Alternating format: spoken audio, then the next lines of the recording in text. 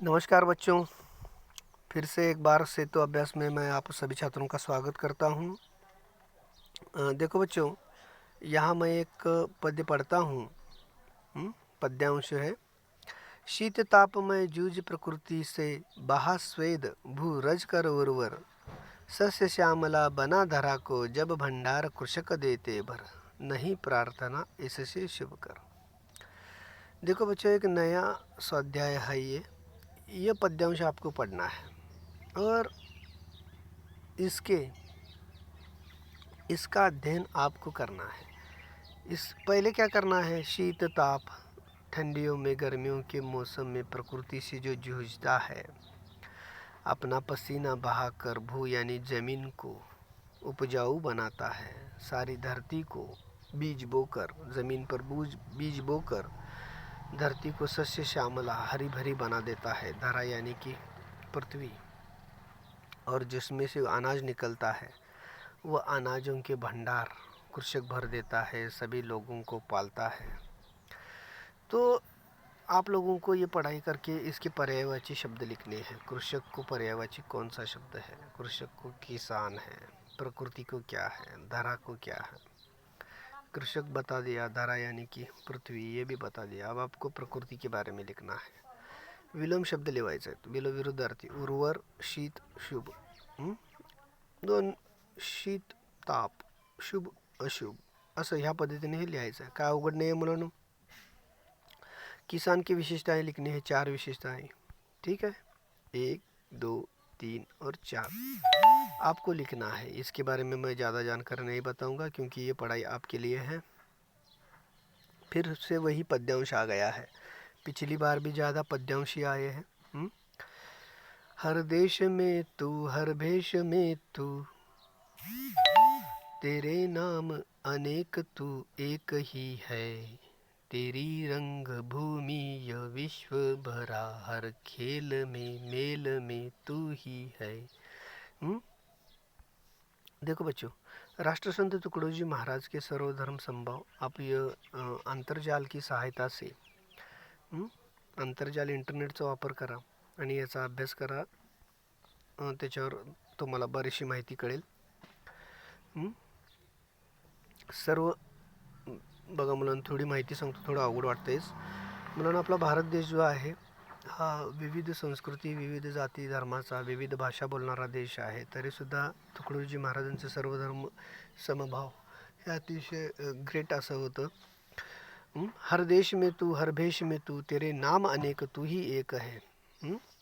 जरी वेगवेगळे प्रांत, वेगवेगळ्या भाषा जरी असल्या तरीसुद्धा आपण सर्वजण मिळून एकच आहोत। ठीक आहे, याच्यामध्ये तुम्हाला जास्त अभ्यास सांगत नाही। मागल्या वेळेसारखं 37-38 आता बघा महत्त्वाचं आहे। पर्यावरण प्रदूषणावर हा अपठित गद्यांश आहे। अपठित म्हणजे तुम्ही कधीही न वाचलेला। लक्षात आलं काय? हमने एक भी बार नहीं पढ़ा है। इसे हम क्या कहते हैं? अपठित।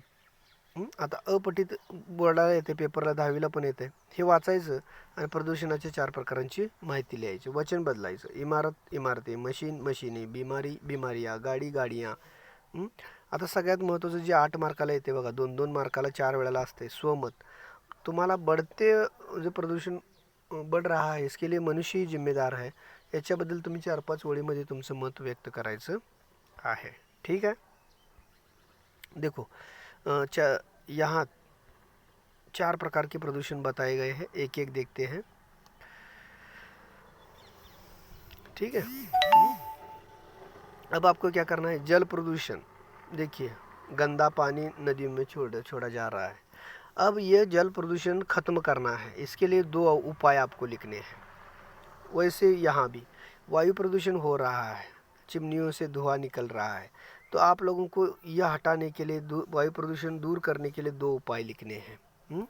ध्वनि प्रदूषण, देखिए यहाँ जोर जोर से स्पीकर लगाया गया है, ये इससे बचना है। बड़े बड़े गाड़ियों की आवाज़ आ रही है, दिखाया गया है, तो इसके लिए 2 उपाय बताने हैं कि ध्वनि प्रदूषण कैसे कम किया जा सकता है। मृदा प्रदूषण, देखिए यहाँ ज़मीन पर बहुत सारा केमिकल फेंका हुआ है, कूड़ा कचरा फेंक कर यहाँ जलाया गया है, इससे जो प्रदूषण हो रहा है। तो मृदा प्रदूषण बचाने के लिए, कम करने के लिए आपको 2 उपाय बताने हैं। ठीक है, इसके बाद देखो बच्चों,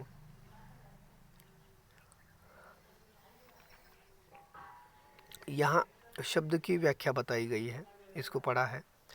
शब्दों के प्रारंभ में जो जुड़कर आते हैं उन्हें उपसर्ग कहते हैं। यहाँ देखो, यहाँ उपसर्ग, यहाँ उपसर्ग, इथं उपसर्ग आहे बघा, मी टिंब देतो बघा तिथं, ठीक आहे।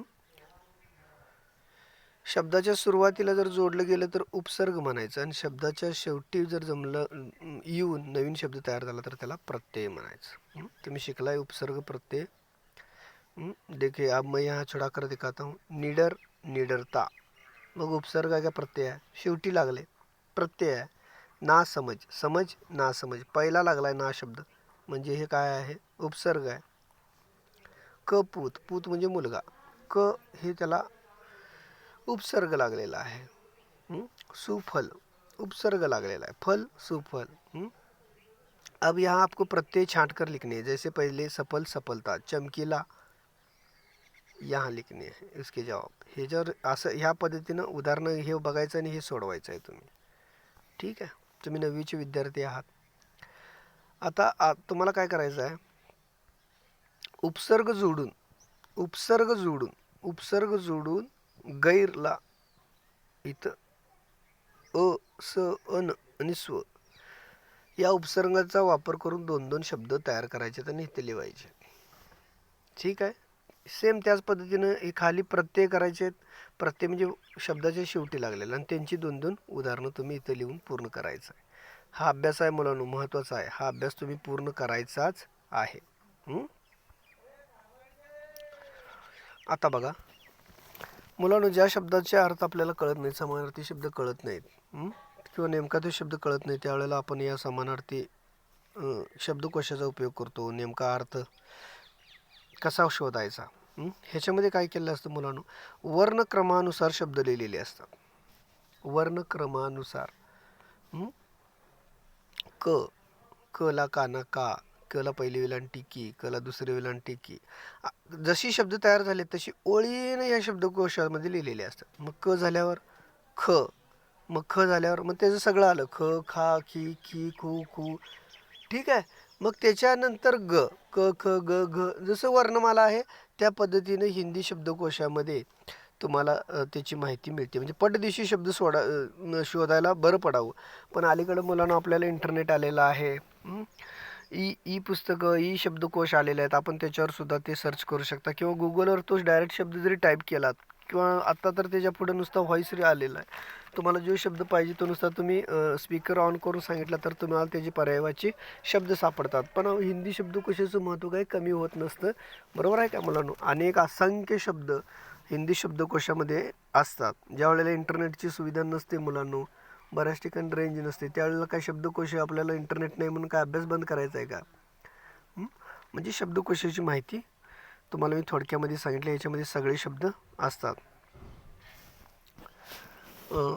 आता इथे तुम्हाला काम सांगितलेलं आहे, एक हिंदीचा शब्दकोश घ्यायचा, एक इंग्रजीचा शब्दकोश घ्यायचा, आणि घरामध्ये जी वस्तू वापरल्या जातात त्या वस्तूंची इंग्रजीमध्ये 4 शब्द लिहा, त्याला हिंदीमध्ये काय लिहितात ते लिहा।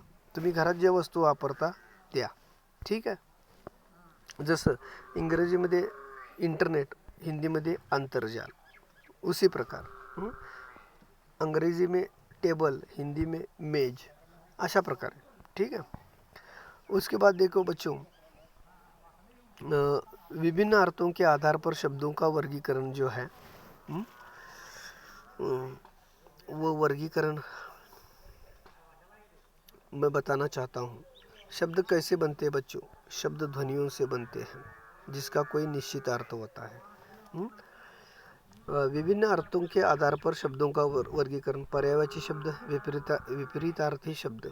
पर्यायवाची बघा, कमल, सरोज, पंकज, राजीव, नीरज, चांद, शशी, मयंक, इंदू, चंद्रमा। विलोम शब्द, उचित, अनुचित, आदान प्रदान। आता तुम्ही पर्यायवाची शब्द शोधायचे, कशाचे? आकाशला काय म्हणतात? अंबर म्हणतात, आसमान म्हणतात, अग्नि, आग म्हणतात, असं। उपवनला काय म्हणतात? राजा, शरीर। इस प्रकार आपको उसके अर्थ खोजने हैं, ठीक है। उसके बाद देखिए बच्चों, भिन्नार्थक हिंदी शब्द, हल, वार, सीमा, सीना सॉरी सुमन, हार, ज्वार. आता ह्याचे खरं अर्थ लिहायचं, हिंदी अर्थ लिहायचं. बदन को हिंदी में क्या कहते हैं, वदन, वदन को क्या कहते हैं, सूत, सूत. ठीक आहे. 8वीचं सुलभ भारतीचं पुस्तक वापरलात तरी सुद्धा तुम्हाला या प्रश्नांची उत्तर पटपट देता येते. ठीक है बच्चों. उसके बाद देखते हैं मुहावरे जो है, उसके बाद जो मुहावरे आए हैं, देखिए हे सगळे मुहावरे मुलांनो 10वीसाठी पण महत्त्वाचे आहेत, 9वीसाठी पण. नुसतं डोळ्यावरनं बघा. आँख दिखाना, आँखों से ओझल होना, आँख नीची होना, आँखें मिलाना, आँखों का तारा होना. सिर्फ आँख पर आधारित इतने मुहावरे हैं. तर तुम्हाला काय करायचं आहे, शरीराचे बाकीचे जे अंग आहेत, कान है, बाल है, उसके ऊपर उसके अंगों के शब्दों का आधार लेकर जो मुहावरे बने हैं उनकी सूची बनानी है आपको, अर्थों सहित बनानी है. उसके लिए आप इंटरनेट का इस्तेमाल कर सकते हैं. शरीराच्या अंगाचं नाव घेऊन कोणकोणत्या प्रकारचं वाक्यप्रचार तयार झालेले आहेत त्या वाक्यप्रचाराची सूची तुम्हाला तयार करायची आहे. सूची तयार करायची आहे अर्थासहित. ठीक आहे. मग वाक्यात उपयोग करायचं ते आपण नंतर बघू, पण सूची तरी तयार करून ठेवा. शाळा आपली मंगळवारी बहुतेक चालू होईल. 10वीची चालू होणार आहे. 8वीचं बघूया 1-2 आठवड्यामध्ये आपण पुन्हा हे सगळं घेणारच आहोत आपण, पण तरीसुद्धा तुम्ही मी जो सांगितला आहे तो अभ्यास करा. आता इथं बघा एकूण 6 मुहावरे दिलेले आहेत. इंटरनेटचा वापर करू शकता, पुस्तकाचा वापर करू शकता. पुस्तकामध्ये सुद्धा या 6 मुहावऱ्यांचा अर्थ सांगितलेला आहे. ते अर्थ सांगून तुम्हाला हे जो वाक्यामध्ये उपयोग करायचा आहे. आता एक दुसरा एक अभ्यास सांगितला बघा, जरा वेगळ्या प्रकारचा अभ्यास आहे. मुलांनो याच्यामध्ये काय करायचं आहे, मुहावरे भरायचे. आजकल सब अपना टिम करते हैं, दूसरों की नहीं सोचते. ह्याच्यामध्ये मुहावरा लिहायचा. रसगुल्ले देखते ही मेरे टिम भर आया. तुम्ही शोधा. 8वीचं पुस्तक वापरलं तर तुम्हाला हे सगळ्या गोष्टी कळून येतील. आता मुलांनो जे हास्यव्यंग्य कहाणी आहे फार छान आहे बघा मुलांनो. ही हास्यव्यंग्य कहाणी वाचायची तुम्ही. मी तुम्हाला सांगितले कसं वाचायचं. 2 वेळेला शांत बसून वाचायचं. मग त्याच्यानंतर इथं खाली कृती दिली. काय प्रश्न असा तयार करायचा की त्याचं उत्तर चिठ्ठी यायला पाहिजे. प्रश्न असा तयार करायचं की त्याचं उत्तर गुलबंद यायला पाहिजे. उसके बाद फिर आप लोगों को क्या करना है, लेखक साथ लेकर जाने वाली जो चीज़ें हैं, ठीक है, ये कृती आपको लिखनी है, पूरी करनी है. ह्याचं उत्तर वरच्या ह्याच्यामध्ये दिलेलं आहे. तुम्ही 2 वेळेला वाचा. मुलांनो हे सारखं का दिलं आहे मलाही लक्षात येईना, पण जास्तीत जास्त पठित परिच्छेद दिलेला आहे. पठित परिच्छेद दिलेला आहे. हा परिच्छेद पठित दिलेला आहे. आणि त्याच्यानंतर तुम्हाला खेत पर यह जाता था. खेत पर कौन जाता था, इसका उत्तर यहाँ है. सामान इसके पीठ पर रखते थे. कहानी इन दोनों के बीच है. पात्राचं नाव लिहायचं 1, 2. ठीक आहे. आता तिने गंमत सांगितलं आहे, हे तुम्ही करू शकता. दूरदर्शन, रेडिओ, यूट्यूब, हास्यव्यंग्य कहानियाँ सुनिये और सुनाइए. ठीक आहे मुलांनो. याच्यानंतर मुलांनो पुढचा एक दिवस आहे 44वा दिवस. त्याच्यामध्ये संस्मरण सांगितलेलं आहे. त्याचा व्हिडिओ आपण पुढच्या तासिकेला पाठवणार आहोत. त्याच्यानंतर मी तुम्हाला याची चर्चा करेनच तुम्हाला. ठीक आहे मुलांनो. पुढच्या वेळेला आता पुढचं जे येणार आहे ते तुम्हाला चाचणीच येणार आहे 3री. ठीक आहे. 3री चाचणी आपण सोडवायची आहे. आणि जो संस्मरणाचा जो भाग आहे त्याचा व्हिडिओ तुम्हाला मी पाठवतो आणि त्याच्यानंतर आपण त्या संस्मरणावर आपण चर्चा करायची आहे. तोपर्यंत जेवढा अभ्यास सांगितला तेवढा अभ्यास करा. आज के लिए इतना ही बच्चों. आज पर हम यहीं पर रुकते हैं. धन्यवाद.